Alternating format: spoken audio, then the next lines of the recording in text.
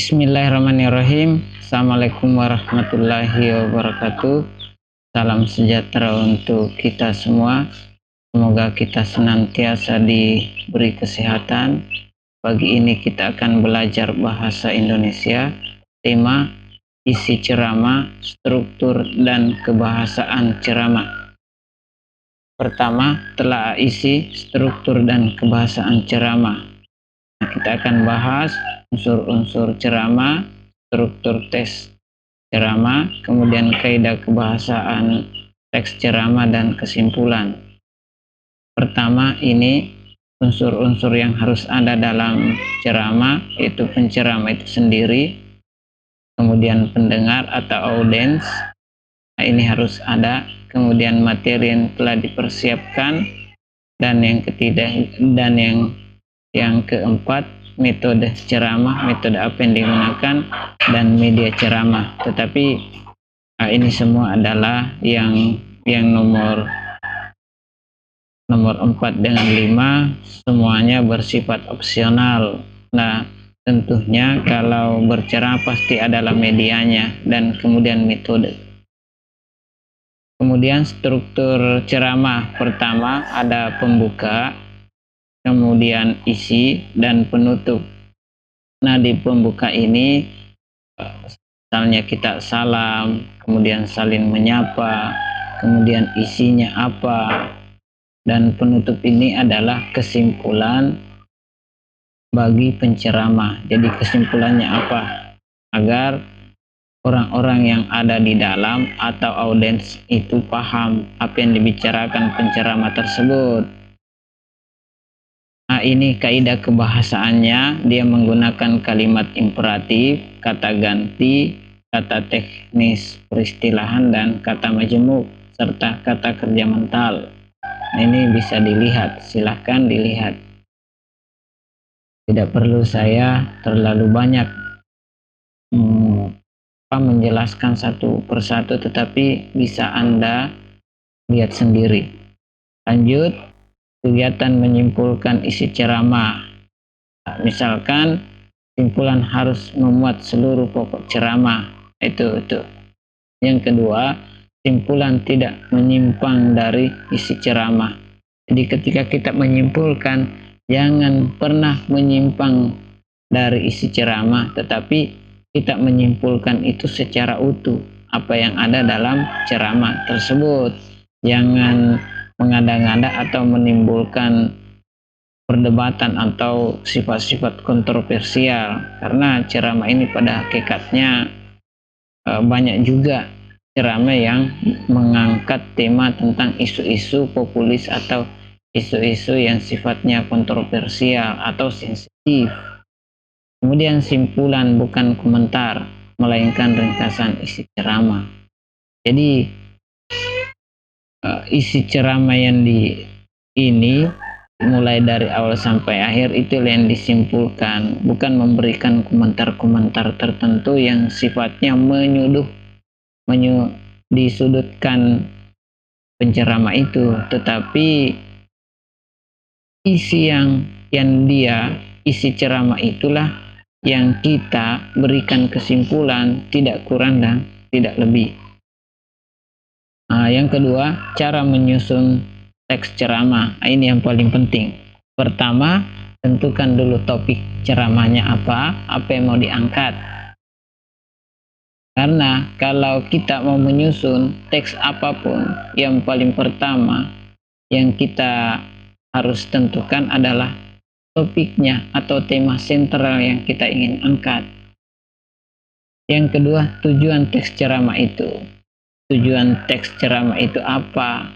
Apakah ini memotivasi ataupun membuka pola pikir masyarakat? Kalau itu masyarakat, kalau itu adalah audiens terkhusus, yaitu yang dimaksud. Kemudian yang ketiga atau selanjutnya, kerangka teks ceramah. Jadi kita membuat kerangkanya atau poin-poin penting dari teks ceramah itu, barulah membuat konsep. Karena kalau tidak dilakukan ini, bisa saja teks-teks atau naskah ceramah yang kita buat amburadul. Menjadi perlu yang namanya kerangka untuk menjembatani kita dalam membuat atau menyusun teks ceramah. Kemudian pengembangan kerangka. Nah, ketika ada kerangka, kita mudah mengembangkan. Misalnya ada pembuka, kemudian setelah pembuka muncul lagi isinya, dan yang ketiga penutup. Jadi dia berentetan atau disusun secara runut. Nah, ceramah yang seperti itu audiens pun mendengarkan, mudah memahami. Tetapi kalau tanpa konsep atau tanpa kerangka pikir atau tanpa kerangka teks, maka audiens sulit untuk mencerna apa yang kita bicarakan.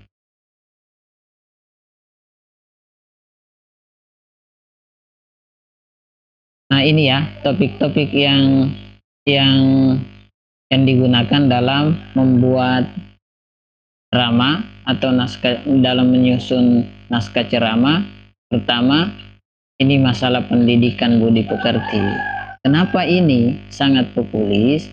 Karena di era modern ini manusia atau generasi-generasi kita sepertinya mulai jauh dari budi pekerti.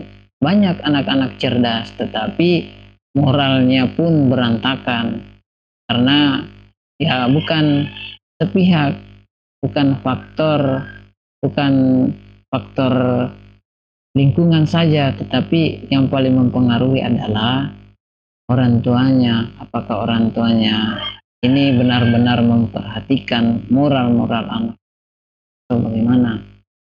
Nah, ini biasanya orang tua di zaman modern ini kebanyakan ya, tapi tidak semua, melepas. Jadi orang tua lepas kendali terhadap anaknya, dia hanya memberikan fasilitas.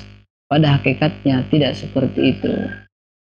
Diberikan HP, dalam artian kita harus kontrol seperti apa. Kemudian peristiwa aktual ini yang masih hangat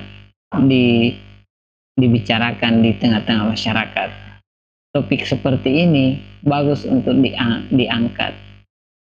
Kemudian pengalaman pribadi. Biasanya ketika penceramah itu dia berceramah sering mengaitkan pengalaman pribadinya, jadi ada argumentatif yang kuat sehingga ceramah itu menarik. Kemudian isu budaya atau selanjutnya isu budaya ini, kalau kita mengangkat isu budaya yang sehari-hari yang kita alami, kadang-kadang juga itu menarik. Misalkan jangan naik di tempat tidur pada saat makan gula. Nah, ini ketika kita benturkan dengan dunia modern, kok terlalu banyak aturan, atau dengan kata lain, orang tua zaman dulu cerewet, tapi pada hakikatnya dia mengandung nilai-nilai moral yang sangat halus. Misalkan kita dilarang naik ke tempat tidur pada saat makan supaya semut-semut tidak berdatangan, supaya kita tidak dikerumuni oleh semut. Dulu orang mengeluarkan bahasa penuh dengan kehati-hatian. Kemudian permasalahan sosial ini tidak lagi menjadi isu yang ditutup-tutupi, tetapi dengan adanya juga media-media sosial, maka kehidupan masyarakat di lingkungan sosialnya semakin terbuka lebar. Jadi ini juga menarik untuk diangkat. Permasalahan remaja. Nah, permasalahan remaja ya otomatis ini mengarah kepada lingkungannya, kemudian pergaulan bebas dan obat-obatan. Nah, untuk diangkat ini, topik-topik ini perlu diangkat dan menyadarkan kembali remaja supaya remaja-remaja kita tidak terjerumus kepada perbuatan asusila atau terjerumus kepada obat-obatan terlarang. Nah, ini tujuannya ceramah. Topik-topik seperti ini diangkat. Nah, tujuannya adalah untuk mengarahkan. Teks ceramah ini ada dua macam tujuannya, yaitu tujuan umum dan tujuan khusus. Tujuan umum yang memberikan informasi informatif tertentu sehingga bisa jadi didengar apa yang kita ucapkan. Kemudian persuasif, mempengaruhi, dan menghibur, rekreatif. Jadi kadang-kadang isi ceramah itu menghibur. Dan kemudian sebagai rekreatif, rekreasi ini bukan rekreasi mengunjungi apa ataupun ada keindahan-keindahan tertentu, tetapi ketika kita selesai mendengar ceramah, ya otomatis ada keindahan tersendiri di dalam jiwa kita yang sulit untuk digambarkan, atau ada pertanyaan-pertanyaan yang mana pertanyaan itu kita jawab sendiri di dalam kalbu kita. Jadi ada kesenangan batin setelah mendengar ceramah. Kemudian tujuan khusus ceramah.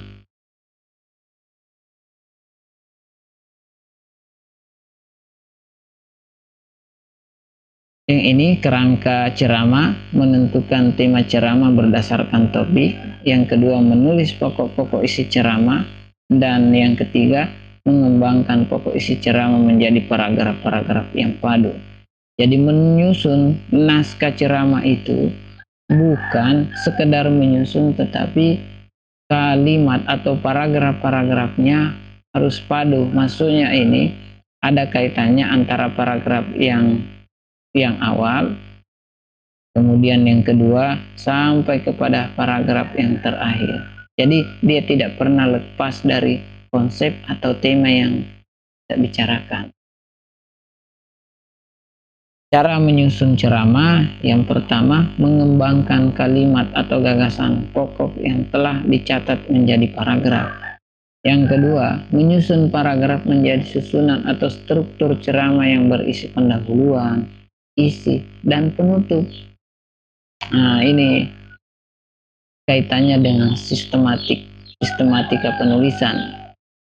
Dan yang ketiga, mencermati kembali hasil susunan teks ceramah atau mereview jika ada kekeliruan atau kesalahan ejaan, tanda baca, maupun konstruksi kalimat. Jadi, sesudah kita menyusun teks ceramah, kita harus review atau kita harus edit kembali supaya ketika nanti kita bacakan, kalau itu kita bacakan, poin-poinnya tidak ada lagi masalah. Nah, itu saja. Mudah-mudahan bermanfaat.